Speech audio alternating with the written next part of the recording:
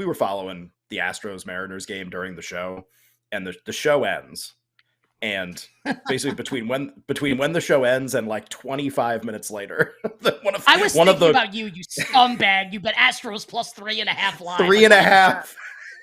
They were down the greatest 4 runs bet in of the all seventh time, inning. apparently. Yeah. Well, I gave you the money line too. They were 8 at the site I was looking at. They were 8-1 on the live. Apparently, they got because they when they got to probably the 8th inning and it was late in the 8th inning and then early 9th. I think they were 20-1, 25-1 live, something like that. Obviously, the key decision bringing in Robbie Ray, a left-handed pitcher, to face Yordan Alvarez, which has inspired all kinds of just what is happening. And I'm not a baseball person at all, but I just follow a lot of smart baseball people. And the series of tweets of it wasn't just yelling. Sometimes it's just, what are you doing, you idiot? This stuff, like what you and I do on NFL Sunday.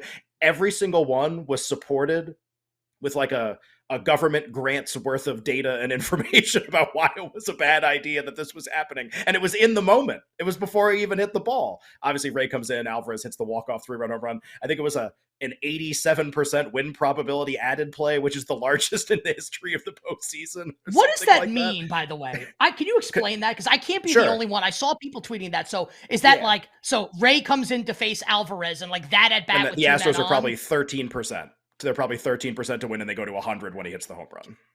Got it. Yeah. Got it. So just from win probability added, they were very unlikely to certainty. So that's certainty being 100%, obviously. So I think that's what was expressed by that statistic. That was my interpretation of it. But just, I mean, I'm sure you were watching live. Obviously, I saw you tweeting about it. I had it on while I was right before I put my kids to bed.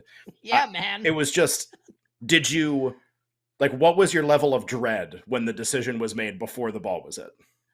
All right, so we can kind of take you through the range of emotions. So in the 9th, Sewell, right, is the Mariners closer, who's like generally been pretty good this season. He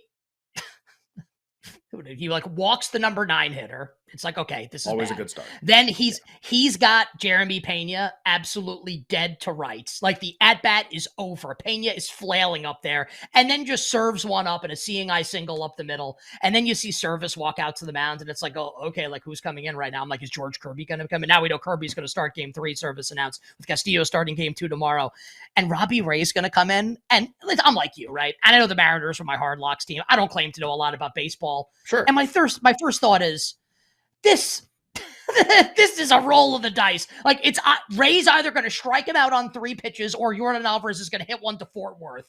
And unfortunately for me, it was the latter. And it was one of those shots where the ball comes off the bat and the game is over.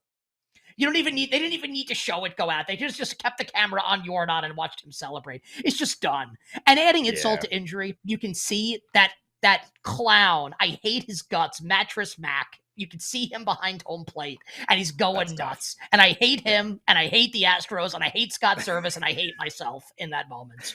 Yeah. And just an example, these are like baseball postseason games. I feel like you get these anecdotes sometimes. I always think this stuff's really interesting. Alvarez saw Ray warming up in the bullpen. Obviously, this is something that could only happen the last couple of years. Saw Ray warming up in the bullpen. I think this was when he was not even on deck, when he was in the hole, like getting ready to come up to the on-deck circle. Saw it was Ray, knew that Service was going to put Ray in to face him because Ray was warming up, grabbed an iPad and watched every Ray at bat against him in like 5 minutes. And then like walked to the plate kind of knowing exactly what he was going to get and then hit the home run, obviously, which I just found like insanely interesting. You don't think of things like that, like how much that 5 minutes was critical to what ended up being the outcome of one of the most dramatic games of the postseason so far. Thought that was interesting as well.